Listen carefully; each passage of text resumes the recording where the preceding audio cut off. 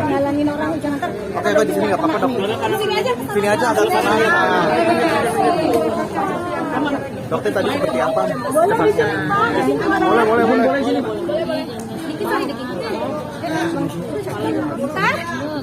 Tara. Ini yang ngerti masalah juga masalah skincare. Mau dok ya, mau kok baik. Agak munduran bisa nggak sih? Mundur. Oke. Ya dokter gimana dokter ya kan hari ini jadi sanitasi lagi seperti apa? Sebentar ya. Sebelumnya dokter pengen menyampaikan sebenarnya keterangan tambahan. Cuman tadi kayaknya waktunya diburu-buru sama yang mulia majelis hakim. Dokter mau bacain di sini ya. Ya, oke. Karena kan belum tentu nih kalian mumpung ada di sini semua. Pertama, kepada masyarakat Indonesia yang sangat dokter cintai, dokter mohon dalam menggunakan segala jenis kosmetik agar benar-benar selektif dengan cara mempelajari fungsi dan kegunaannya, isi dan kandungannya, sehingga tidak perlu lagi ada hal-hal seperti ini. Ya, di mana dokter harus mengorbankan tenaga, waktu, pikiran, biaya, serta keselamatan diri pun dokter pertaruhkan. Yang kedua, kepada para pelaku usaha, tidak lagi menggunakan marketing flexing dan menjual produk semata-mata hanya untuk mengeruk keuntungan. Ya, sebanyak-banyaknya tanpa memikirkan kesehatan dan keselamatan orang lain. Apalagi kalian menggunakan profesi dokter. Ya, hal tersebut dapat menghancurkan kepercayaan masyarakat dan menghancurkan industri kosmetik Indonesia. Yang ketiga, kepada lembaga negara terutama Badan POM yang diberikan tugas untuk mengawasi dunia usaha kosmetik dan menjalankan tugas penegakan hukum, agar ada atensi khusus dari Bapak Prabowo Subianto, mengingat Badan POM berada di bawah langsung pengawasan Presiden. Ya, untuk menambah sumber dayanya dong Pak Prabowo, tambahkan anggarannya Pak. Agar apa? Agar Badan POM benar-benar mampu melakukan upaya pengawasan dan penindakan dengan tegas. Sehingga kedepannya guys, tidak perlu ada lagi doktif di masa depan. Ya, dengan jujur nih guys, ya, doktif sebenarnya tidak sanggup terus seperti ini. Tapi kenapa semangat netizen masyarakat Indonesia yang selalu mensupport doktif? Ya, termasuk seperti Teh Vera, Dokter Ika, Dokter Mita, yang luar biasa dengan serangan bertubi-tubi dari netizen, dari buzzer. Tapi kita tetap konsisten untuk apa? Untuk mengedukasi kalian. Ini perjuangannya nggak mudah, serangannya nggak mudah, terornya itu luar biasa guys. Yang nggak pernah kita ceritakan ke kalian. Kita nggak sedikit-sedikit ngadu, nggak, kita telan sendiri aja. Nggak apa-apa, ini amal jariah kita. Nanti akan jadi hisab di akhirat kelak. Gitu. Teror paling parah apa mungkin banyak dok? banget, terutama ancaman di rumah kemarin, doxing, kediaman dokter sudah diketahui, sering didatengin, dikelilingin, itu sudah hal yang biasa. Ya. Tapi mengetahui nggak sih dok siapa yang memberikan teror? Dokter tidak pernah mau mencari-cari hal itu. Ya, tidak pernah mau. Ya, termasuk Teh Vera juga pernah ya seringnya diserang oleh buzzer luar biasa. Dan untuk Dokter Janet Stanza, ya, dokter itu cukup bermasalah dengan kamu gara-gara dulu ya. Tapi di antara kita tidak ada. Dokter itu heran ya, kenapa Dokter Janet ini bisa-bisanya mengepus seolah-olah dokter ini melukai mata dokter sendiri agar merah, agar tidak bisa menggunakan kacamata di persidangan. Apakah seorang dokter seperti itu, Dokter Janet Stanza? Ya, sudah hentikan perbuatan kalian ini. Ya, hentikan. Anda dokter. Ya, sudah, jika Anda memiliki masalah pribadi dengan dokter, pribadi aja, jangan membela para mafia skincare ini. Gitu loh, ya. Mungkin ada tambahan dari saya pesan buat masyarakat Indonesia ya, apapun yang terjadi, drama apapun yang terjadi, fokus ke esensi masalahnya aja. Yaitu yang pertama adalah cara menggunakan atau memilih kosmetik yang aman, dan juga at least belajar lah yang aman itu seperti apa, yang berbahaya itu seperti apa. Kemudian khusus untuk brand owner, kunci utama yang paling tahu produk itu aman itu dari sisi business ownernya, karena proses untuk notifikasi itu yang tahu adalah brand owner. Apapun isinya, mereka yang tahu. Jadi yang menjamin keamanan yang pertama adalah brand owner. Gitu. Jadi ada dua nih, fokus aja di esensi masalahnya, kemudian konsumen wajib tahu yang aman, brand owner harus amanah, gitu aja. Ada satu lagi ya, untuk pemanggilan Dr. Reza Gladys. Beliau sudah dipanggil di Polres Jakarta Timur. Tolong Bang Caca. Ya, saya sebagai kuasa hukum Doktif terhadap laporan yang terhadap laporan dengan perbuatan persekusi yang terjadi waktu di Jakarta Timur. Kebetulan tim penyidik dari Polres Jakarta Timur telah memanggil sebenarnya kepada saudari RG, Dr. RG, untuk dimintai keterangannya sebagai saksi, bukan sebagai terlapor. Jadi setelah beberapa kali pemanggilan itu beliau belum datang dan belum memberikan waktu, menyempatkan untuk memberikan keterangan terkait permintaan keterangan oleh tim penyidik yang sebenarnya dalam perkara tersebut yang dilaporkan itu saudara SS, tapi harus meminta keterangan terkait adanya yang saudari SS ini bilang adanya pemerasan yang dilakukan oleh Dr. dan itu harus dimintai keterangannya secara clear. Kalau memang tidak terbukti, tidak terjadi adanya suatu tindakan pidana, unsur pidana tidak terpenuhi, SS, ya saya berharap ini tetap jalan dan naik ke penyidikan sehingga terdapat adanya status tersangka dalam perkara yang terjadi di persekusi di Jakarta Timur. Jadi saya mohon kepada kuasa hukum Dr. Reza Gladys, tolong bilang kepada kliennya untuk hadir sebagai saksi untuk memberikan keterangan. Saya mohon sekali lagi, tolong hadir ke Polres Jakarta Timur. Jangan hanya hadir ke dalam persidangan atau sebagai pelapor, mereka jarcep banget gitu kan. Jangan cuma preskon dicumi-cumi bisa, tapi giliran datang ke panggilan di Jakarta Timur ada aja alasannya. Pak Anos ditunggu di Jakarta Timur sama kliennya ya, biar ini tidak jadi terus pertanyaan produktif kasusnya SS ular gimana ceritanya gitu loh ya. Oke guys ya, itu aja ya. Ngomongin yang tadi bukan sengaja kita buka. Jadi dokter itu menyakiti diri sendiri, mata merah agar tetap bisa menggunakan kacamata.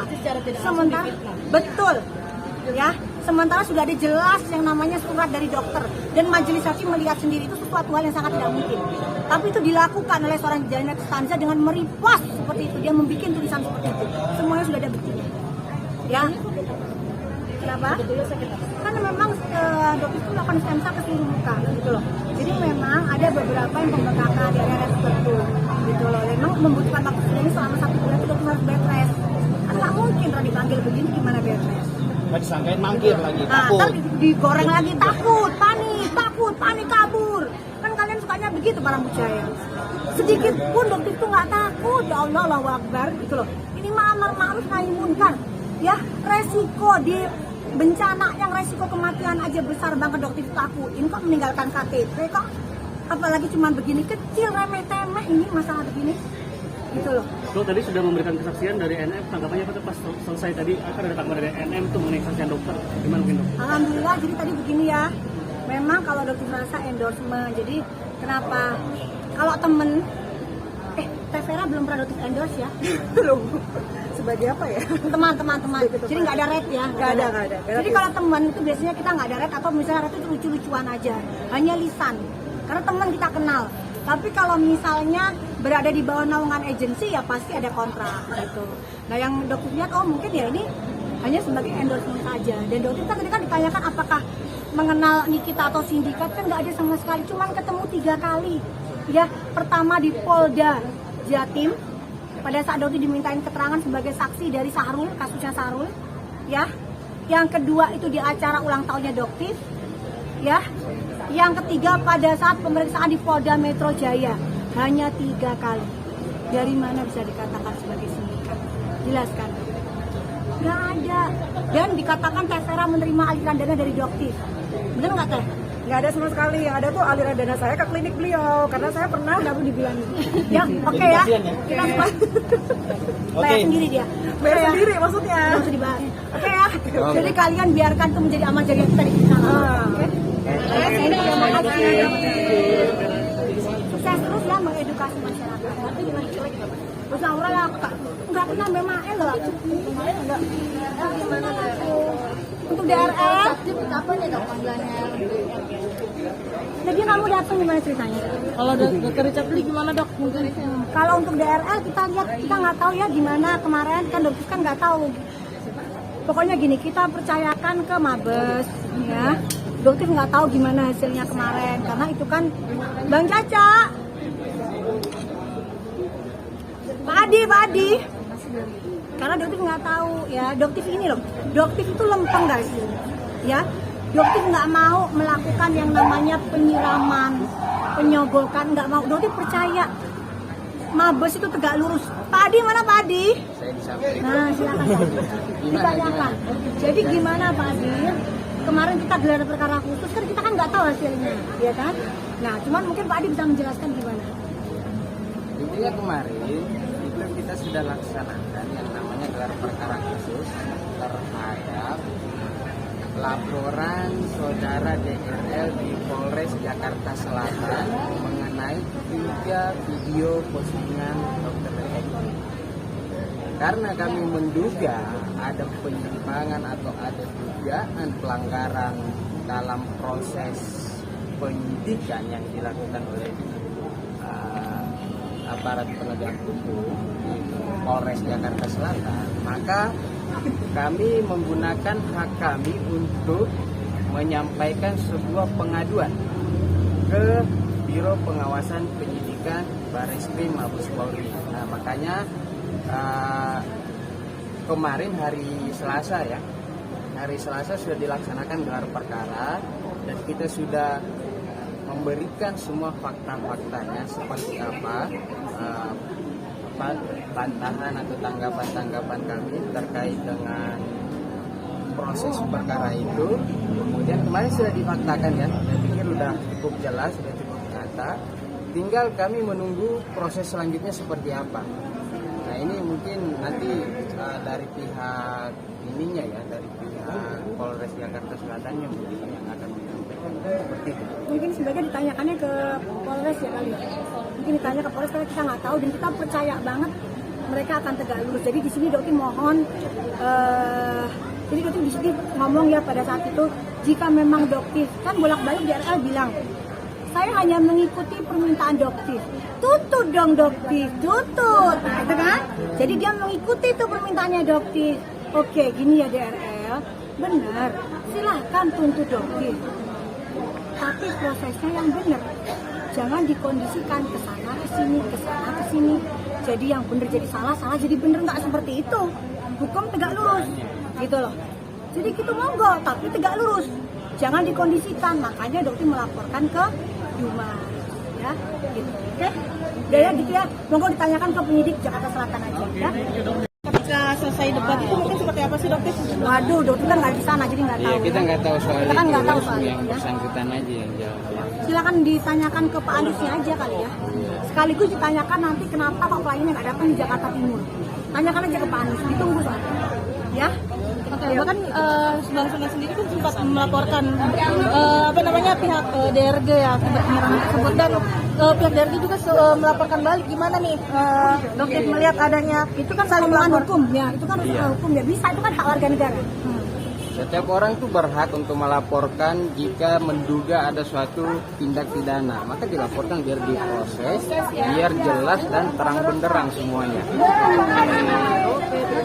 Tapi melihat kejadian kemarin mungkin seperti apa sih Bang? Apalagi Abang sebagai kuasa hukum juga. Kejadian kemarin pada saat debat di salah satu stasiun TV. Saya kurang tahu detailnya karena saya nggak hadir di tempat itu. Jadi saya nggak tahu peristiwanya seperti apa. Yang jelas kalau ada dugaan pelanggaran hukum dilaporkan supaya diproses sehingga faktanya jadi terang benderang seperti itu aja.